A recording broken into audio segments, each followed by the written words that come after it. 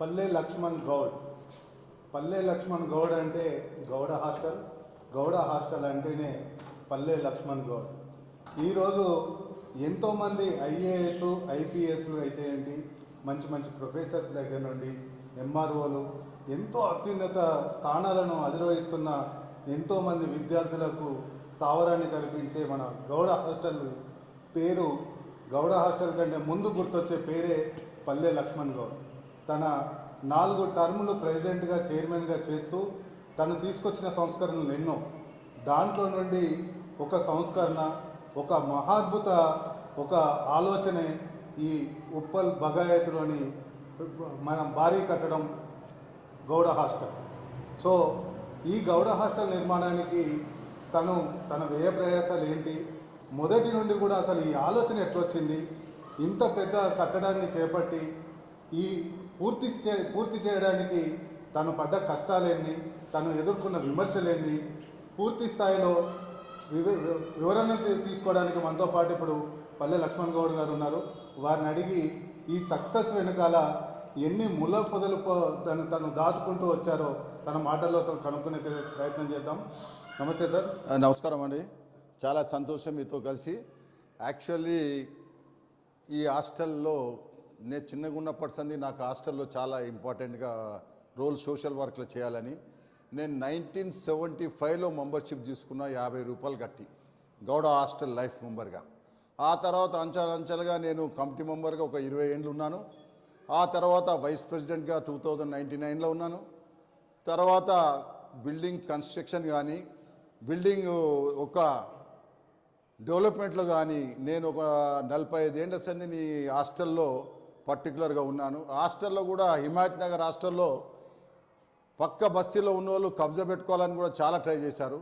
దాంతో పెద్ద గొడవలు, పోలీస్ కంప్లైంట్స్ కూడా దాన్ని కాంపౌండ్ వాల్ కట్టడం జరిగింది. ఆ సమయంలో అప్పుడు 12 రూమ్లే ఉండే.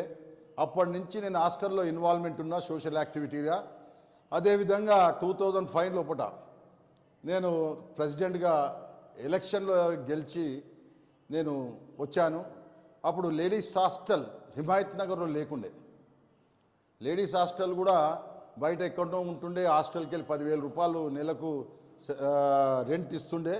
రెంట్ ఇచ్చిన తర్వాత నేను ప్రెసిడెంట్ అయిన తర్వాత లేడీస్ హాస్టల్లో లేడీస్ ఆర్గనైజేషన్లో వచ్చి నాతోటి రిక్వెస్ట్ చేశారు, మెమోరాండం ఇచ్చారు. లేడీస్ హాస్టల్ కావాలండి, మీ పీరియడ్లో అవుతుందంటే ఇమీడియట్లీ హిమాయత్ నగర్ హాస్టల్లో ఒక సైడ్లో ఒక గోదాం ఉండే కాల్ చేపించేసి ఇమీడియట్లీ హాస్టల్, గర్ల్స్ హాస్టల్కు అప్పుడు 120 మందికి అకామిడేటెడ్ తయారు చేయించి సెంట్రల్ మినిస్టర్ వాయిలాల్ రవి గారిని, పెద్దలు ధర్మ భిక్షం గారిని పిలిచి ఇనాగ్రేషన్ చేయించాను. అదేవిధంగా అంచెలంచెలుగా పూర్ స్టూడెంట్స్ కుండోళ్లకు, గీత కార్మికులకు ఎంతోమంది 2005 నుంచి నేను 2006 ఇయర్స్ దాకా యాజ్ ఎ ప్రెసిడెంట్గా ఉన్నాను. హాస్టల్లో చాలా గరీబుల పిల్లలకు చదివించడం అయింది. చెట్టు గీసి గీత కార్మికులు అమ్మాయి కూడా కరీంనగర్లో ఉంటే అమ్మాయిని తీసుకొచ్చి కూడా హాస్టల్లో చేర్పించి ఆమె ఎక్స్పెండిచర్ అన్నీ కూడా నేను చేసుకుంటూ వచ్చిన. అదేవిధంగా నేను నా ఆలోచన అప్పటి నుంచే స్టార్ట్ అయింది. హాస్టల్లో మనకు చాలా కేపబుల్ ఉన్నది. ప్రతి విలేజ్లో, ప్రతి డిస్టిక్లో మన గౌడ సోదరులు ఉన్నారు.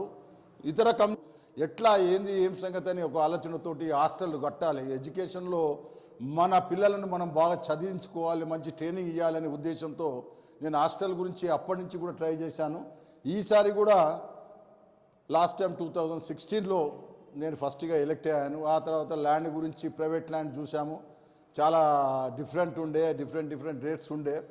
ఆ తర్వాత గవర్నమెంట్ యాక్షన్లో హెచ్ఎండిలో ఆన్లైన్లో ఈ ల్యాండ్ ఆన్లైన్ పేమెంట్తో అప్పుడు మా దగ్గర మాకు ఇంతకుముందు ప్రెసిడెంట్ గారు ఇచ్చిపోయింది 80 లక్షల రూపాయలు. ఆ తర్వాత నేను 3,30,00,000 రూపాయలు జమ చేయడం జరిగింది.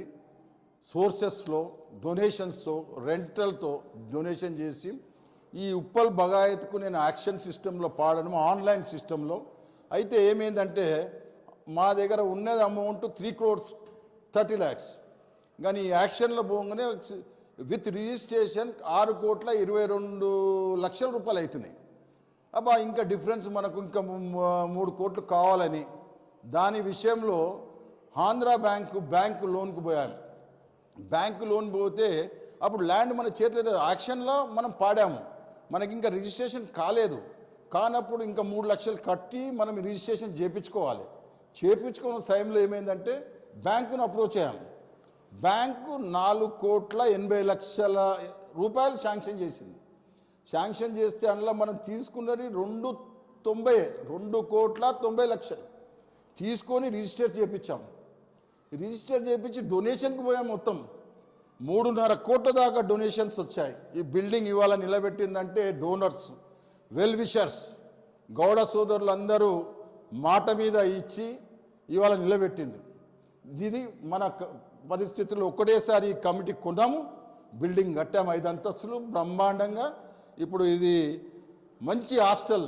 ఒక రూమ్ లోపల 4 ఉంటట్టు బంకర్ బెడ్స్, 4 ఉంటట్టు, వాళ్ళకి bathroom attendance, shower, everything, heaters కూడా ప్రొవైడ్ చేస్తున్నాం సోలార్ సిస్టమ్గా. ఇంకా కొంచెం పనులు ఉన్నాయి. అయితే మా పీరియడ్ అయిపోతుంది ఇప్పుడు. దాని గురించి ఇనాగ్రేషన్ చేపించేసి ఎలక్షన్ డిక్లేర్ చేస్తాం. ఎలక్షన్ డిక్లేర్ జనరల్ బాడీలో ఎలక్షన్ డిక్లేర్ మేము చేయము. జనరల్ బాడీ చేసిన తర్వాత జనరల్ బాడీలో రిటర్నింగ్ ఆఫీసర్ని సెలెక్ట్ చేసుకుంటాం. సెలెక్ట్ చేసుకున్న తర్వాత రిటర్నింగ్ ఆఫీసర్స్ ఎలక్షన్ కండక్ట్ చేస్తారు. అదేవిధంగా మనకు పరిచయాలు, నేను 40 ఏళ్ళ సంది గౌడ సోదరులు కానీ, సోషల్ వర్క్ కానీ, ఎంపీగా కానీ కాంటాక్ట్ చేశాను. ఆ లింక్ తోటి లాస్ట్ టైం రాజశేఖర రెడ్డి గారు సీఎం ఉన్నప్పుడు హైదరాబాద్ కల్ దుకాన్లు 103 సొసైటీలు బంద్ అయినాయి. ఆ తర్వాత ఆర్ఆర్ డిస్టిక్లో అప్పుడు ఇంత పెద్ద గ్రేటర్ హైదరాబాద్ లేకుండే, అన్ని మున్సిపాలిటీస్ ఉండే. ఉప్పల్ మున్సిపాలిటీ అనుకో, ఎల్బీ నగర్ మున్సిపాలిటీ అనుకో, లేకుంటే బాలనగర్ మున్సిపాలిటీ, అట్లా 12 మున్సిపాలిటీ, 270 సొసైటీలు. అంటే 1,00,000 మంది ఆ 270 సొసైటీల మీద బతుకునే, డైరెక్ట్గా ఇండైరెక్ట్గా. అది కూడా బంద్ చేయాలని ఆఫీసర్స్, లిక్కర్ మాఫియాలు కట్టుకొని 10 దినాల దాకా లైసెన్స్ ఇవ్వకుండా సతాంచడం జరిగింది, హరాస్మెంట్ చేయడం జరిగింది. దానికి నేను అప్పుడు ఆ టైంలో నేను గౌడ హాస్టల్ ప్రెసిడెంట్గా ఉన్నాను. అప్పుడు ఆంధ్రప్రదేశ్ గౌడ సంఘానికి చైర్మన్గా ఉన్నాను. అప్పుడు రాజశేఖర్ గారితో టైం తీసుకొని ఇమీడియట్లీ దుకాణాలు బంద్ చేయదండి, ఇది సొసైటీ 1,00,000 మంది దీని మీద ఇండైరెక్ట్ డైరెక్ట్గా బతారని చెప్పి ఆ దుకాణాలను ఆపించిన.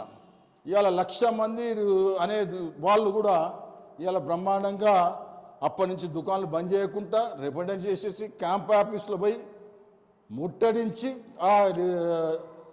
ఆ chief minister, honourable chief minister Rajasekhara Reddy దగ్గరికి వెళ్ళి ఆ దుకాణాలు పోకుండా కాపాడింది నేను.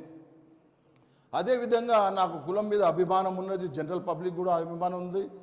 4 దిక్కుల హాస్టల్ కట్టాలని నా ఉద్దేశం. ఎందుకంటే ఇవాళ ఎడ్యుకేషన్లో చాలా టెక్నాలజీ పెరిగిపోయింది. దాని గురించి ఈ హాస్టల్ కూడా చాలా కష్టపడి డొనేషన్స్ ఇంటింటిగా తిరిగి 3 కోట్లు జమ చేశాము. ఇంకా చాలామంది డబ్బులు ఇస్తుంది కూడా రెడీ ఉన్నారు. ఇక్కడ చూస్తున్నాం సార్, మీ కష్టం, మీరు ఏదైతే మీ శ్రమ పడ్డారో, మీ శ్రమ ఫలితం ఏంటో ఇక్కడ మనం ఈ బిల్డింగ్ ఎలివేషన్లో ఎక్కడ నుండి ఆ మెయిన్ రోడ్ చూసినా కూడా కనిపించే పరిస్థితి ఉంది. సో ఇంత డొనేషన్ మొబిలైజ్ చేశారు, ఇంత కష్టపడ్డారు. 4 టర్ములు మీరు ఈ హాస్టల్కి చైర్మన్గా, ఈ ప్రెసిడెంట్గా ఉండడం అనేది మామూలు విషయం కాదు. ఇంత 4 ఒక వ్యక్తి ఒక టర్ము ఒక పదవిని అలంకరిస్తేనే ఎన్నో విమర్శలు, ఎన్నో సాధక బాధకాలు వాళ్ళు ఎదుర్కొనే పరిస్థితులు ఉంటాయి. ఈ సక్సెస్ స్టోరీలో మిమ్మల్ని అత్యంత బాధ కలిగించిన విషయాలు, లేదంటే మీకు బాగా ఇబ్బందిగా అనిపించిన అంశాలు ఏమైనా మాతో షేర్ చేసుకుంటారా? ఇప్పుడు జనరల్గా 100 మందిలో ఒకళ్ళు ఇద్దరు 10% వ్యతిరేకం ఎట్లయినా ఉంటుంది, ఎంత మంచి చేసినా కానీ. నేను చేస్తున్నప్పుడు కొంతమంది పడక హాస్టల్ కడితే ఎంత పెద్దగా పేరు వస్తుందో, ధర్మవృక్షం లాంటి పేరు వస్తుండొచ్చు, లేకుంటే ఇది గౌతులచ్చన్ లాంటి పేరు వస్తుండొచ్చు. ఈయన ఒక్కడి చేతిలో ఇంత డేర్గా గడుతున్నాడు, ఈయన ఎట్లా డ్యామేజ్ చేయాలి, కులంలో ఎట్లా బదలాం చేయాలని కొంతమంది కట్టుకొని కూక్కున్నారు. కానీ ఆ బ్రదర్స్కి కూడా నేను చెప్తున్నా, సాయం చేయండి, హాస్టల్ కట్టండి, డెవలప్మెంట్ గురించి మంచిగా ఆలోచన చేయండి. నీకు ₹1 కూడా ఎక్కడైనా ఫరక్ ఉంటే మీరు అప్పుడు అడగవచ్చు. Every year accounts, income tax exemption తీసుకొచ్చాం. మళ్ళీనేమో వేరే ఎన్ని సౌకర్యాలు ఇవాళ 110 పీపుల్స్కు ఏదైతే స్టూడెంట్స్ ఉన్నారో బాయ్స్ అండ్ గర్ల్స్కు వాళ్ళకు ఉండడానికి కానీ లేకుంటే ఫుడ్లో కానీ మంచి మెరిట్ స్టూడెంట్స్ ఎంత లక్షల మంది నేను అనుకుంటా నేను ప్రెసిడెంట్ ఉన్న 4 ఏళ్ల లోపట నియర్లీ ఒక 10,000 మంది దాకా స్టూడెంట్స్ మంచి ఆఫీసర్స్ అయ్యారు, మంచి డిగ్రీ అయ్యారు. మొన్ననే 80 మంది కానిస్టేబుల్స్ అండ్ ఎస్ఐకి కాంపిటీషన్లో నిలిపితే 74 మంది సెలెక్ట్ అయ్యారు. వాళ్ళకు మార్నింగ్ పూట ట్రైనింగ్ ఇప్పించడము, స్పెషల్ కోచింగ్ ఇప్పించడము, పాలు గుడ్డు ఇవ్వడం స్ట్రెంత్గా వాళ్ళని ఎంత ట్రైన్ అప్ అంటే 3 months అంటే 90 days వాళ్ళని కష్టపడితే 74 మంది సెలెక్ట్ అయ్యారు. 74 మంది కంపల్సరీగా గవర్నమెంట్ జాబ్ తీసుకుంటారు. గ్రూప్ 1 కానీ గ్రూప్ 2లో కానీ మొన్న అయిన దాంట్లో కూడా ఈ 32 మంది సెలెక్ట్ అయ్యారు. డెఫినెట్గా నా ఆలోచన ఏంటంటే వాళ్ళ బుక్స్ కానీ స్టడీ రూమ్స్ కానీ మీద స్టడీ రూమ్స్ ఎంత పెద్ద స్టడీ రూమ్స్ కట్టినా బయట పోతే 2,000 రూపాయలు ఛార్జ్ చేస్తారు ఒక స్టూడెంట్కు. ఈడ ఫ్రీ, వైఫై కూడా ఫ్రీ. ఇవన్నీ కార్యక్రమములు పిల్లలు బాగా చదువుకోవాలి, పైకి రావాలి. మనోళ్ళు బాగా తెలివిమంతులు విలేజ్కి వెళ్ళి వస్తారో వాళ్ళకి ఐడియాసే ఉండవు. వాళ్ళని మనము ఎంకరేజ్ చేస్తున్నాం యాజ్ ఏ పేరెంట్స్గా. హైదరాబాద్లో ఏదైతే స్టూడెంట్స్ మా దగ్గర ఉన్నారో వాళ్ళ తల్లిదండ్రుల లెక్క మేము వాళ్ళని కాపాడుకుంటాం. గర్ల్స్ అయినా కానీ బాయ్స్ అయినా కానీ మీరు ప్రతి ఒక్క గర్ల్స్ కానీ బాయ్స్ కానీ మీరు అడగండి స్టూడెంట్స్ను ఎంత బ్రహ్మాండంగా చూస్తున్నామో. వాళ్ళ బుక్స్, హైఫై, రీడింగ్ రూమ్స్ ఏది కావాలన్నా కానీ ఇమ్మీడియట్లీ తీసుకొచ్చి ఇవ్వడం జరుగుతుంది. Safest place.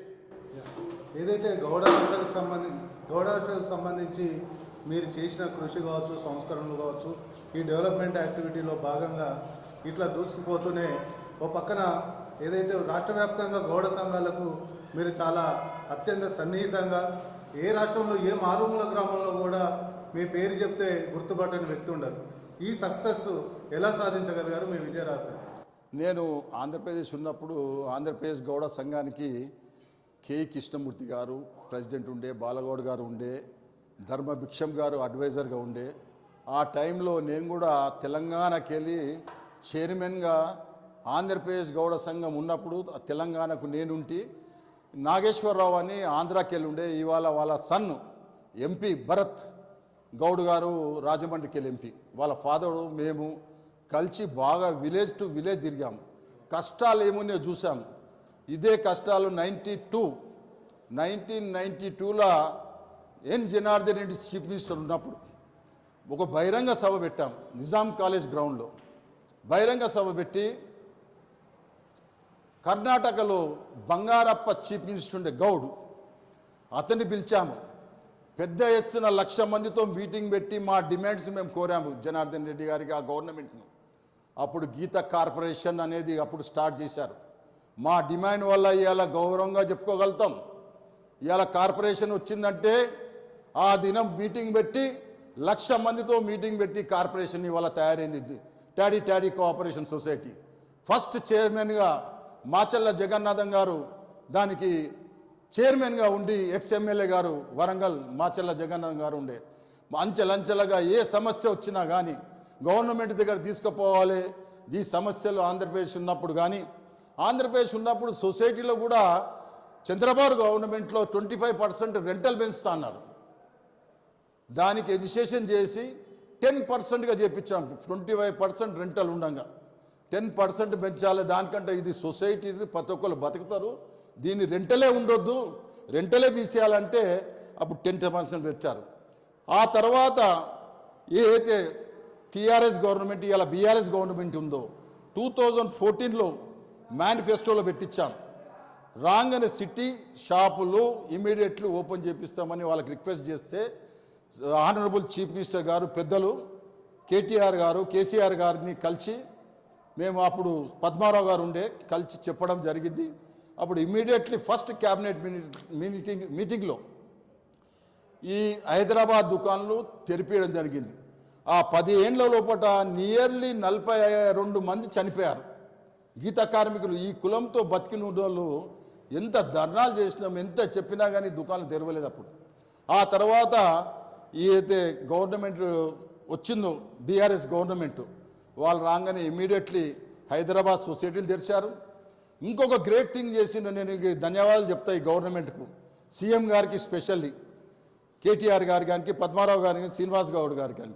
ఇప్పటి వరకు మేము ఏదైతే అప్లికేషన్స్ ఇస్తున్నామో మా సమస్యల మీద గీత కార్మికుల సమస్యల మీద ఇస్తున్నాం ఇమీడియట్లీ రెంటల్ అనేది ఒకటి మంత్లీ గవర్నమెంట్కు రెంటల్ అనేది చెట్టు పన్ను కానీ లేకుంటే అడ్డ పన్ను కానీ లేకుంటే సొసైటీ పన్ను కానీ ఇవి 16 కోట్ల రూపాయలు ఎవ్రీ ఇయర్ మేము గవర్నమెంట్కి కడుతుంటుంది గీత కార్మిక తెలంగాణ లోపల మేము ఆ రిప్రజెంటేషన్ ఇవ్వగానే అది ఇమీడియట్లీ తీసేశారు. ఆ తర్వాత ఓల్డ్ డ్యూస్ అని నిజాం పరిపాలనలో కూడా యాక్షన్ సిస్టమ్ ఉంటుండే. అప్పుడు యాక్షన్ల పాడి 100 రూపాయలు 200 రూపాయలు డ్యూ ఉంటే ఇవాళ లక్షల మీద దాని ఇంట్రెస్ట్ మీద ఇంట్రెస్ట్ చేసి అది కూడా కలెక్ట్ చేస్తుండే. దాది 8 కోట్ల రూపాయలు ఉన్నది కూడా మాఫ్ చేయించింది. అదే జీవో తీసింది గవర్నమెంట్ ఈ బీఆర్ఎస్ గవర్నమెంట్ వచ్చిన తర్వాత. అదేవిధంగా 15% వైన్ షాప్లో రిజర్వేషన్ గౌడ్స్కు సపరేట్ ఇచ్చారు. అదేవిధంగా ఇప్పుడు నీరా కేఫ్ ప్రెస్టేజ్గా దాన్ని రీసెర్చ్ చేయించి 16 రోగాలకు తక్కువ ఉంటుంది, రోగాలు తక్కువైపోతాయి. ఆ నీర తాగితే హెల్త్ డ్రింక్ ఒరిజినల్ డ్రింక్ అని దాన్ని నీరు centre of the city tourist స్పాట్లో అంత పెద్దగా చేసినందుకు నేను సీఎం గారికి కృతజ్ఞతలు చెప్తాను మీ తరఫున. రియల్లీ మేము ఏది అడిగినా కానీ ఇమీడియట్లీ అవుతుంది. అది ల్యాండ్ కూడా మాది కన్స్ట్రక్షన్ అవుతుంది.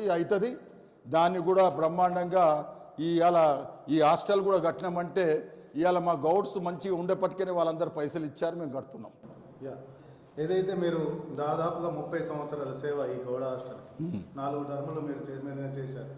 ఈ పూర్తి జర్నీలో మీకు బాగా మీ మనసుకు టచ్ అయిన సందర్భాలు, మీరు అత్యంత నా జన్మ ధన్యమైంది అంత సంతోషాన్ని పొందిన సందర్భాలు మాతో షేర్ చేసుకుంటారు. నేను ఫస్ట్ ఆఫ్ ఆల్ ఒక కరీంనగర్లో ఒక అమ్మాయి చెట్టెక్కి కళ్ళు గీస్తుంటే అక్కడ పోయి చూశాను. ఇట్లా ఫాదర్ చనిపోయాడు, 10th క్లాస్ ఆగిపోయిన సందర్భంలో వాళ్ళ ఇంటికి పోయి చేసి అమ్మాయిని తీసుకొచ్చి హాస్టల్ పంపించినందుకు నాకు అనుకున్నా, నేను పైసలు ఎన్నో బుడగొట్టుకున్నా, కానీ ₹1 కోటి 10 కోట్లు సంపాదించినట్టు ఆ అమ్మాయిని తీసుకొచ్చి చదివించినందుకు నా ఆత్మకు తృప్తి అయింది. అదేవిధంగా ఈ హాస్టల్ కట్టాలి. నేను ఎప్పుడు ప్రెసిడెంట్ ఉంటేనే ఒక కొత్త యాక్టింగ్ చేస్తా, కొత్త ఆలోచనతో తీసుకుపోతా, దూరదృష్టితో ఆలోచిస్తాను. నేను ఆలోచించి అప్పుడు గర్ల్స్ హాస్టల్ చేశాను. ఇవాళ 200 మంది గర్ల్స్ ఇంటూ ఎవ్రీ ఇయర్ అంటే మీకు ఇప్పుడు 16-17 ఏళ్ళ సంది 200 ఇంటూ ఇంతమంది చదువుకుపోతుండండి. ఎంత పెద్ద పెద్ద ఆఫీసర్లు. నా ఒక దగ్గర నేను పోయినప్పుడు ఇక్కడ హైదరాబాద్లో ఒక దగ్గర ఉండే ఒక లేడీ ఇన్స్పెక్టర్ సుల్యూట్ కొడుతుంది. అని ఏందమ్మా నువ్వు సుల్యూట్ కొడుతున్నావు అంటే, సార్ మీరు చదివించారు ఫ్రీగా, నేను ఇవాళ ఎస్ఐ అయినాను అన్నాడు. నాకు ఎంత సంతోషం అనిపించిందంటే, అబ్బా నేను ఇలా ₹1 కోటి లాటరీ కొట్టినారా బాబా అనుకున్నా. అదేవిధంగా ఈ హాస్టల్ కట్టినందుకు కష్టపడి డే అండ్ నైట్ ఎట్లా డిజైన్ చేయాలి, ఏం చేయాలి, ఎట్లా చేయాలి అనుకుంటా ఇంత నీట్గా ఆలోచించి చేయవలసి జరిగింది. ఇదొక సంఘటన. ఇంకోటి యాదిరిగుట్టల గౌడ సత్రం కడుతున్నప్పుడు కూడా దాన్ని ఎంత కష్టపడి ఎంతమందితో డబ్బులు తీసుకొచ్చి దాన్ని ఒక స్టేజ్కి తీసుకొచ్చి కట్టియం జరిగింది.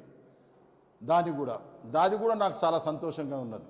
ఇది ఇంకా ఇప్పుడు నందిగాంలో ఒక మా కమిటీ మెంబర్ ఆయన, సార్ మీరు ఇంత మంచిగా చేస్తున్నారు, ఇంత బ్రహ్మాండంగా చేస్తున్నారు, నేను ఒక ½ ఎకర్ ఇస్తా సార్ నాది ల్యాండ్, మీరు కంప్లీట్ చేయాలి సార్, మీరు ఉండి చేయాలని అన్నా. మీరు చేయాలంటే ½ ఎకర్ ఇచ్చాడు. ½ ఎకర్ ఇచ్చిన తర్వాత దాన్ని 3 ఇయర్స్ లోపల కంప్లీట్ చేయాలి, చేయకపోతే నా ల్యాండ్ నేను తీసుకుంటానని అన్నాడు.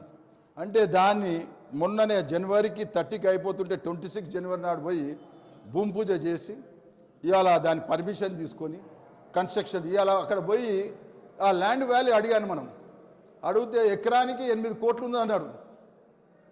అంటే నాకు అర్థం కాలేదు, 8 కోట్లు అంటే మనకి ఇచ్చింది ఎంత? ½ acre land is 4 crore rupees.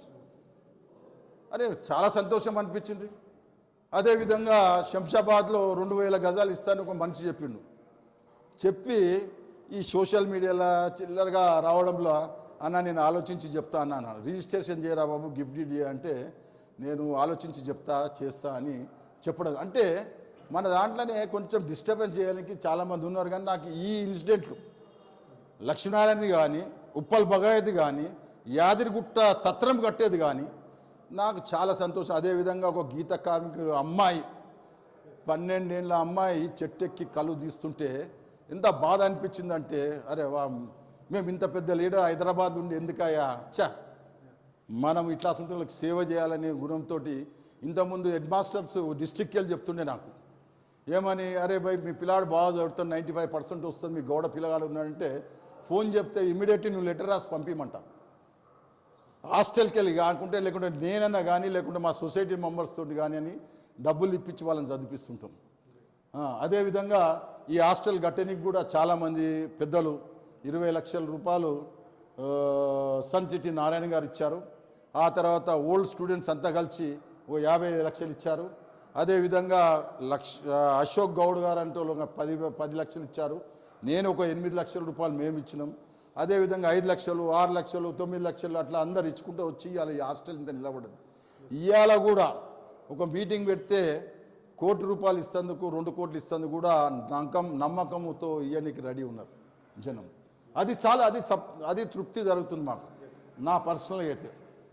Coming to the sad, ఏదైతే చెట్లున్న పండ్లున్న చెట్టుకే రాళ్ళు అన్నట్టు పుడుస్తారన్న సామెతలకు తగ్గట్టుగా ఎప్పుడైతే ఏ వ్యక్తి అయితే సక్సెస్ రూట్లో ఉంటారో, సక్సెస్ను సాధిస్తూ ముందుకెళ్తారో విమర్శలు సహజమే. ఇలాంటి సందర్భంలో అత్యంత బాధ కలిగించిన ఒక 2-3 విమర్శలు ఒకసారి. నాకు ఏ బాధ కలిగించినందుకు 40 ఏళ్ళ సంది ఉన్నా నేను. ఇట్లాస్ నుంచి వస్తుంటే పోతుంటాయి, ఇట్లాస్ ఉంటే నేను కేర్ చేస్తుంది కాదు, పట్టించుకోదు. I'm the sincere person, what I'm doing is perfect. అదే నమ్ముతాను నేను ఏది చేసేది కరెక్ట్ ఉందా లేదా 2 సార్లు ఆలోచించుకుంటా. ఆ తర్వాత నేను డిసైడ్ చేస్తా. ఎవ్వరేమన్నకున్నా కానీ, ఎవ్వరేం చేసినా కానీ, ఎంత పెద్దోడు కానీ ఎంత చిన్నోడు కానీ, నేను డోంట్ కేర్ అంట. That is my life style. అంటే మీరు ఎప్పుడూ సహాయ దృక్పథంతో ఉండే మీరు ఒకరికి సహాయపడాలనే దృక్పథంతో ఉండాలనుకున్నారు. అట్ ద సేమ్ టైం కమ్యూనిటీకి ముఖ్యంగా చాలా ఎన్నో సంస్కరణలు అయితే ఇంత కష్టాలు, ఇంత వ్యయ ప్రయాసాలు పడ్డారు. ఈ సందర్భంలో మీకు బాధ కలిగించిన సందర్భాలు మాత్రం?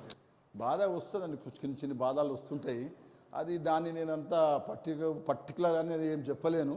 ఒక్కొక్కటి వస్తుంటుంది పోతుంటుంది. దాన్ని నేను ఈజీగా 1 గంట సేపు ఆలోచించుకుంటా, చలో ఇది అయిపోయింది, చలో నికాల్దో అని ఈ చెవుతో నింటే ఈ చెవుతో వదిలేస్తా.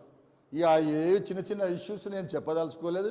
ఇప్పటికైనా కానీ మీ తరఫు నుంచి గౌడ సోదరులకు కానీ, వేరే కులస్తులు కానీ అందరికీ నేను చెప్పేది ఒకటే మాట, అందరూ డెవలప్మెంట్ కానీ మంచి పనులు చేయండి, నెగిటివ్ థింకింగ్ చేయకుండ్రి, మంచితనానికి 4 పైసలు ఖర్చు పెట్టి కులానికి ఏమైనా చేసేది ఉంటే మంచి పనులు చేయండి అని చెప్పడం జరుగుతుంది మీ ద్వారా.